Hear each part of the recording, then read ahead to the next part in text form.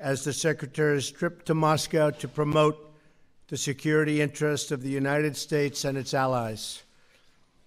He did a terrific job. Just watch parts of it. He did an absolutely terrific job.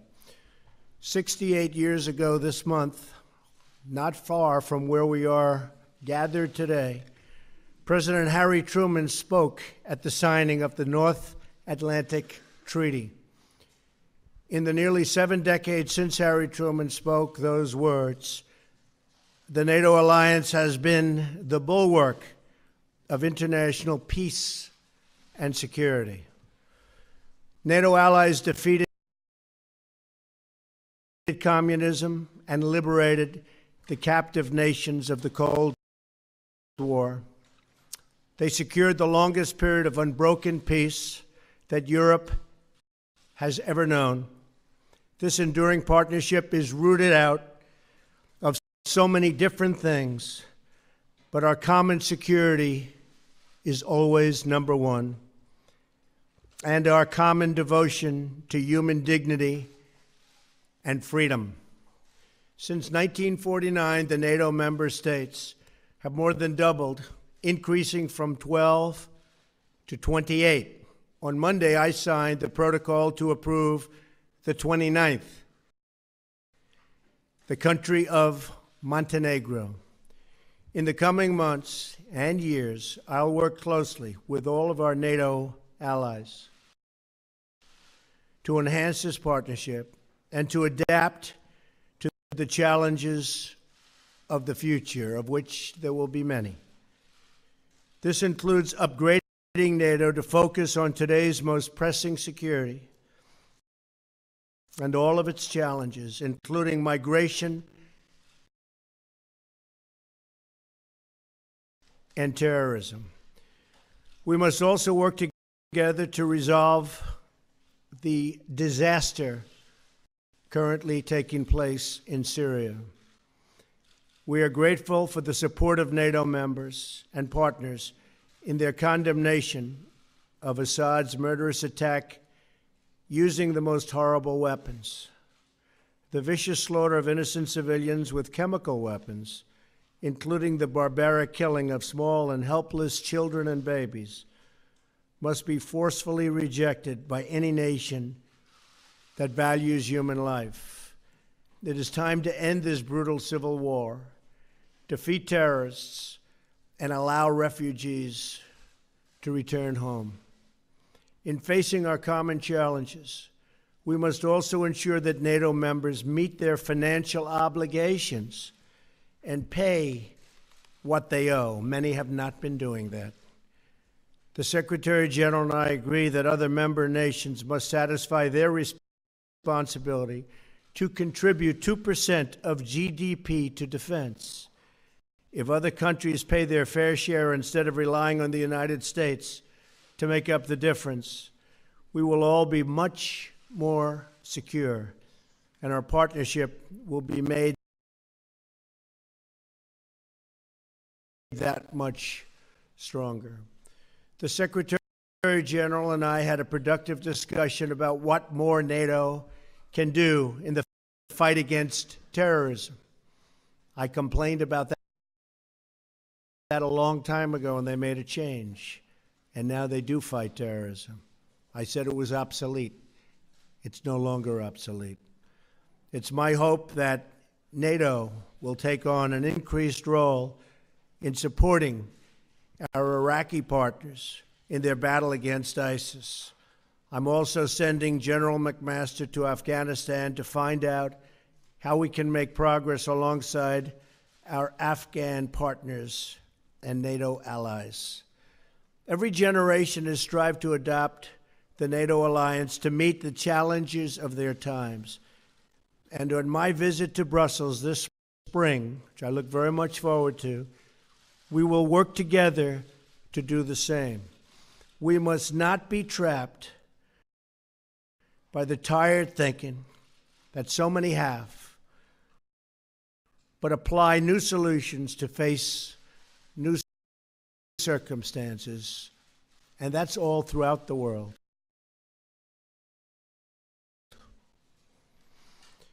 We're not here to stand on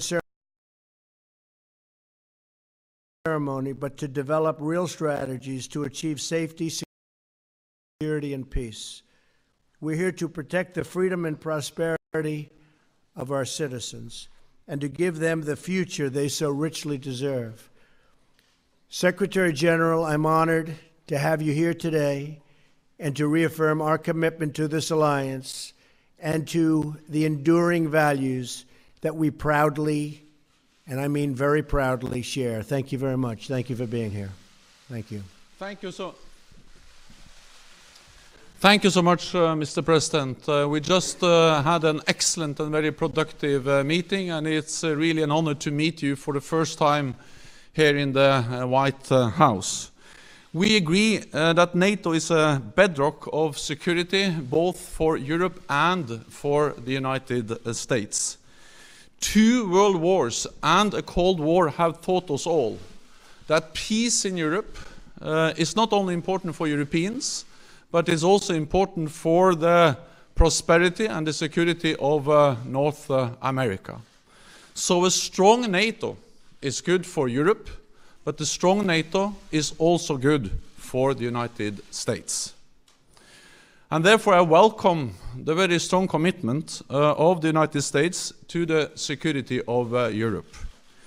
We see this commitment not only in words, but also in deeds. Over the past months, thousands of US troops have been deploying to Europe, a clear demonstration that America stands with allies to protect peace and defend our freedom. And yesterday, you announced the completion of the ratification of Montenegro's membership in NATO, another expression of your strong commitment to Europe and to the transatlantic bond, and we thank you for that. In a more dangerous and more unpredictable world, it is important to have friends and allies.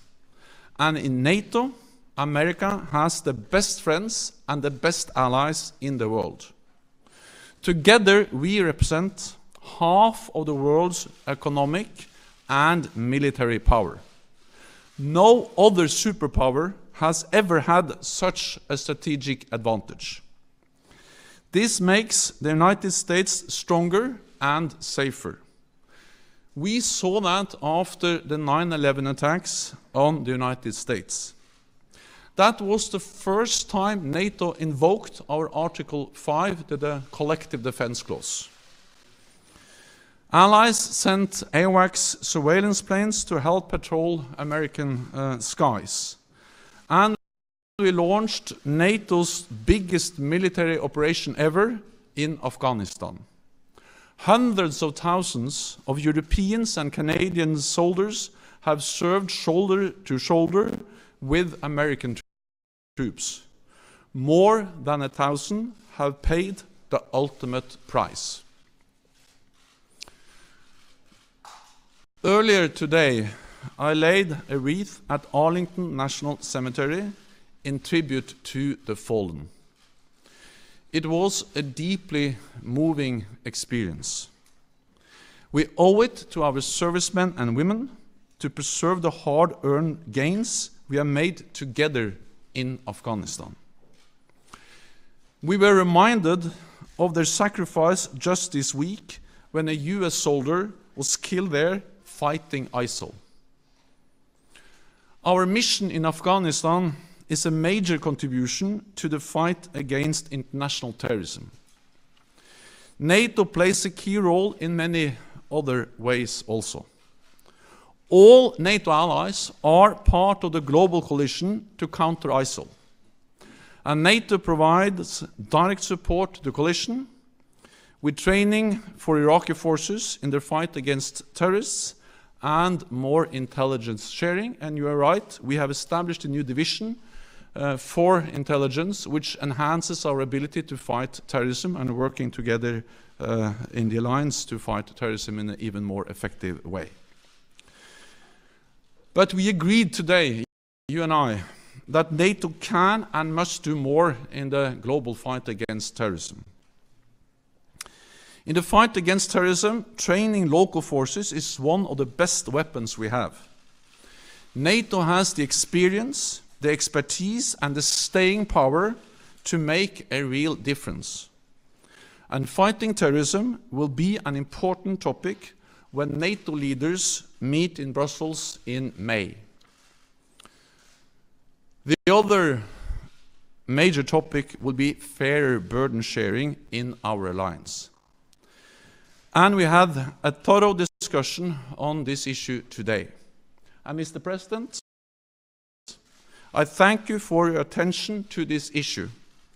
We are already seeing the effect of your strong focus on the importance of burden sharing in the alliance. We agree that allies need to redouble their efforts to meet the pledge we all made in 2014 to invest more in our alliance. It is about spending more on defense, it is about delivering the capabilities we need, and it is about contributing forces to NATO missions and operations. This means cash, capabilities, and contributions. Fair burden sharing has been my top priority since taking office.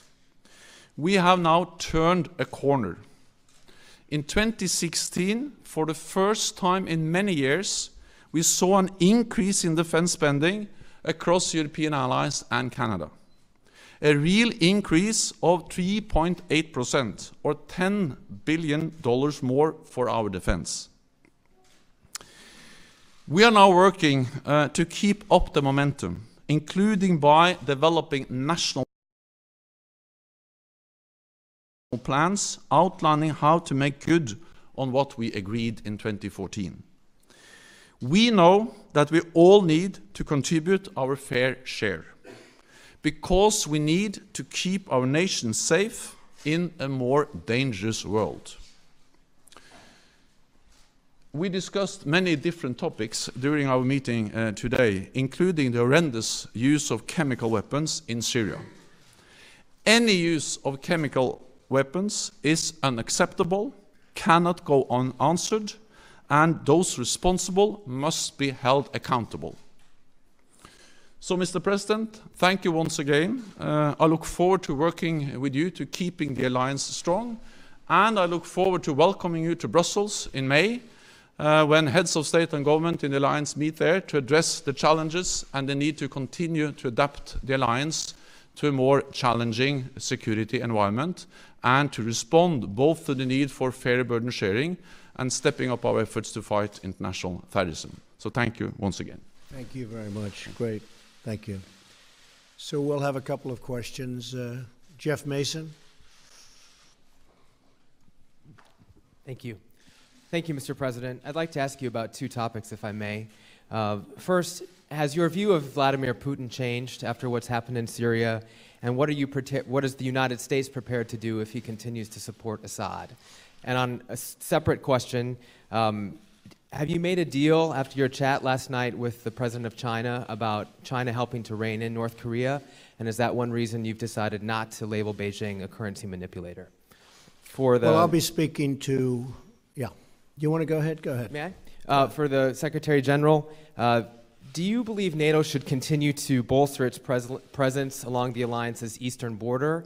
And are you confident that you have President Trump and the United States support for that? Thank you. I'll be speaking with Rex Tillerson in a little while, calling in. I think he had a very successful meeting in Russia. We'll see. We'll see the end result, which will be in a long period of time, perhaps. But the end result is what's most important, not just talk. And I think that based on everything I'm hearing, things went pretty well, maybe better than anticipated. It would be wonderful, as we were discussing just a little while ago, if NATO and our country could get along with Russia. Right now, we're not getting along with Russia at all. We may be at an all-time low in terms of relationship with Russia. This is built for a long period of time. But we're going to see what happens. Putin is the leader of Russia. Russia's a strong country. We're a very, very strong country. We're going to see how that all works out. Last night, separately, I spoke with a man that I've gotten to know I don't know Putin, but I do know this gentleman. I've spent a lot of time with him over the last 2 days, and he is the president of China. You were there, most of you were there, and it was quite an interesting period of time. President Xi wants to do the right thing. We had a very good bonding. I think we had a very good chemistry together. I think he wants to help us with North Korea. We talk trade, we talk a lot of things, and I said the way you're going to make a good trade deal is to help us with North Korea. Otherwise, we're just going to go it alone. That'll be all right, too. But going it alone means going it with lots of other nations. But I was very impressed with President Xi, and I think he means well, and I think he wants to help. We'll see whether or not he does. Do you feel like you have a deal with him? And if I could just, do you feel like you have a deal with him in terms of the currency manipulation designation? And have your views changed on Putin? We're going to see. We're going to see about that. And I'll also see about Putin over a period of time. It'd be a fantastic thing if we got along with Putin and if we got along with Russia. And that could happen, and it may not happen. It may be just the opposite. I can only tell you what I would like to do. I would love to be able to get along with everybody. Right now, the world is a mess. But I think by the time we finish, I think it's going to be a lot better place to live. And I can tell you that, speaking for myself, by the time I'm finished, it's going to be a lot better place to live in, because right now it's nasty. NATO is in the process of implementing the biggest reinforcement of our collective defense since the end of the Cold War. And one element of that is to increase our military presence in the eastern part of the alliance. And we are now deploying 4 battle groups to the 3 Baltic countries and Poland. And there will also be more US forces in that part of Europe. And this is the first time in many, many years that we see an increase in the military presence of the United States in Europe. So we are increasing our presence, and we are also increasing the readiness and the preparedness of our forces so we can quickly reinforce if needed. We consider the presence we will have when the 4 battle groups are in place as sufficient given the current security situation in Europe. But of course we will assess the situation and follow the developments very closely. The message from NATO is that what we do is proportionate, it is defensive, and we don't want a new Cold War, we don't want a new arms race. And actually we strongly believe that there is no contradiction between a strong NATO, a credible deterrence and defense, and political dialogue with Russia. I actually believe that the precondition for a political dialogue with Russia is that we are strong and that we are united. But based on that, we can talk to Russia because Russia is our neighbor, Russia is there to stay. So we have to find ways to manage our relationship with Russia. And I am absolutely certain that the United States supports this approach, partly because the United States is contributing with forces to our enhanced presence in the eastern part of the alliance and also in the southeast of the alliance in Romania. And the United States and the President has clearly expressed that they want dialogue with Russia, but based on unity and strength in the alliance. Then the next question is from John Sopel.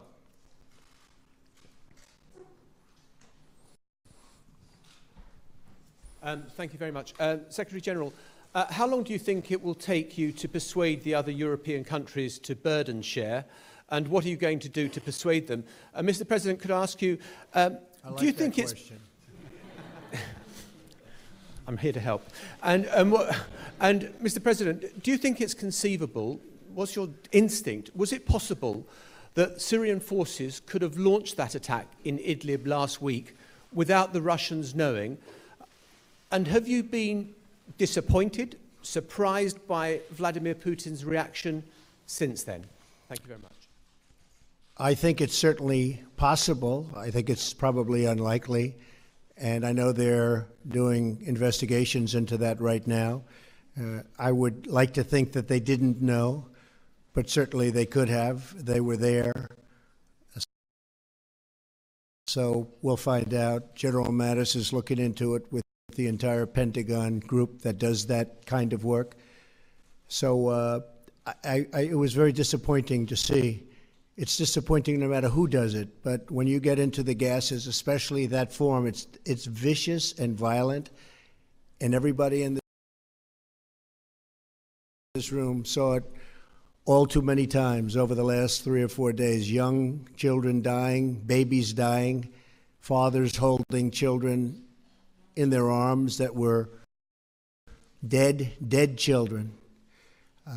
There can't be a worse sight, and it shouldn't be allowed. That's a butcher. That's a butcher. So I felt we had to do something about it. I have absolutely no doubt we did the right thing.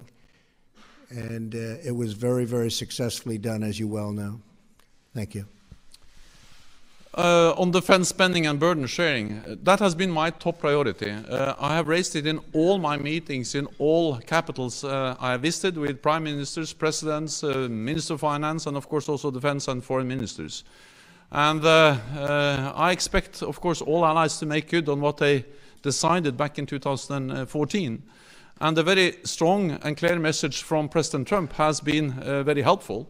So now we see that things are starting to move in the right direction. For the first time after many, many years of decline in defense spending, we now see an increase in defense spending across Europe and Canada. So they have started to move in the right direction. 3.8% real increase in defense spending across Europe and Canada is a significant step in the right direction. It's not enough. We still have a long way to go, but at least they have turned the corner. European allies have turned the corner. Instead of reducing defense spending, they have started to increase defense spending. Then I think it is important to remember that this is something the Europeans do because they know that this is in their own security interest. It is in their interest to invest more in European defense because the world has become more dangerous. Many European allies, of course, all European allies reduced defense spending after the end of the Cold War because then tensions went down. But if you are decreasing defense spending when tensions are going down, then you have to be able to increase the defense spending when tensions are going up. And now they are going up. So we have still a long way to go, but I'm encouraged by the fact that we have started to move in the right direction. And so last year, there were 5 allies spending 2%. This year, Romania has declared that they will reach 2%. Next year, Latvia and Lithuania will also reach 2%, so we'll go from 5 to 8, which is at least going in the right direction, but still we have some work to do. And I did ask about all the money that hasn't been paid over the years. Will that money be coming back? We'll be talking about that. Right? We want to talk about that too. Anita Kumar, where are you? Hi. McClatchy.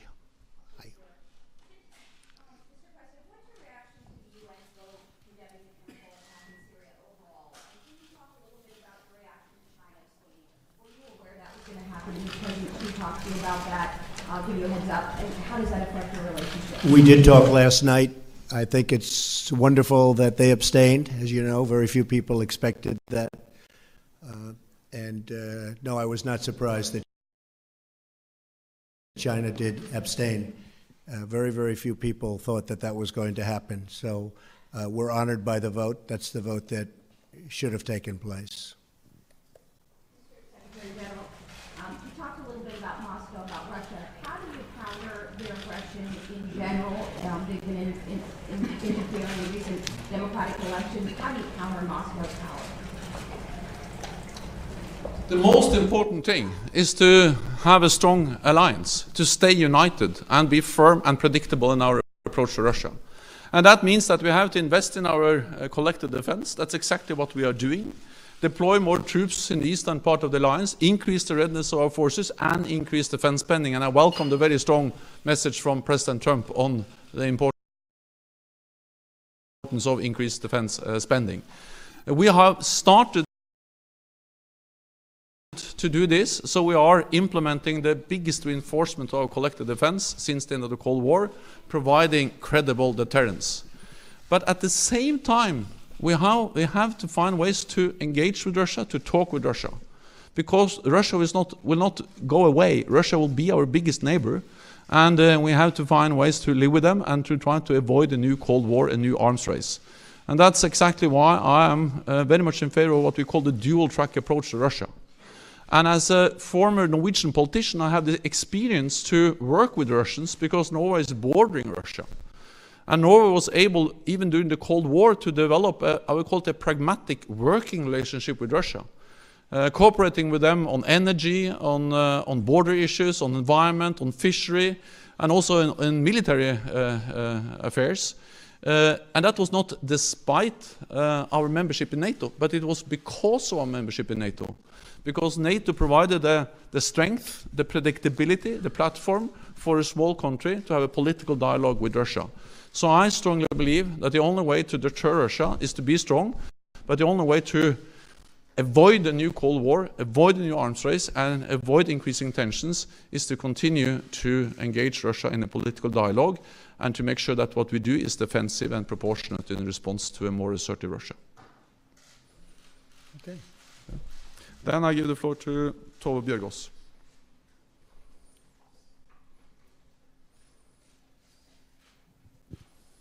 Thank you. Mr. President, I'm from Norway. Russia is our neighboring country.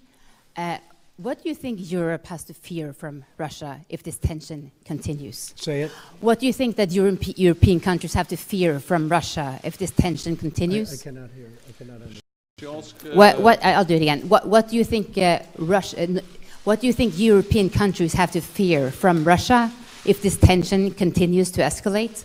And for you, Mr. Secretary General, the President has said that the attack in Syria last week was warranted, and it was also an attack on U.S. allies. Do you think that this attack was warranted, and do you see NATO playing any supporting role in future actions in Syria? Well, I wanted to start by saying hopefully they're going to have to fear nothing ultimately. Right now there is a fear, and there are problems. There's certainly problems. But ultimately, I hope that there won't be a fear and there won't be problems and the world can get along. That would be the ideal situation. It's crazy what's going on, whether it's the Middle East or you look at, no matter where the Ukraine, you look at whatever you look at, it's got problems, so many problems. And ultimately, I believe that we are going to get rid of most of those problems and there won't be fear of anybody. That's the way it should be. We have a very big problem in North Korea, and as I said, I really think that China is going to try very hard and has already started. A lot of the coal boats have already been turned back. You saw that yesterday and today. They've been turned back. The vast amount of coal that comes out of North Korea going to China, they've turned back the boats. That's a big step, and they have many other steps that I know about. So we'll see what happens. It may be effective, it may not be effective. If it's not effective, we will be effective, I can promise you that. Thank you. NATO has constantly condemned the use of chemical weapons in Syria, and the use of chemical weapons is horrendous, and it's a clear violation of international law. And any use of chemical weapons is unacceptable and cannot go unanswered. So those responsible must be held accountable. The strike against the airbase in Syria was a U.S. operation based on U.S. intelligence, but you have seen that within the alliance this has been something which has been met with a lot of understanding, because NATO allies do not accept that chemical weapons are used, and therefore we also strongly support the efforts of the fact-finding commission to try to find out actually what happened and to make sure that we don't see any use of chemical weapons in the future. Okay. Thank you very much. Thank you.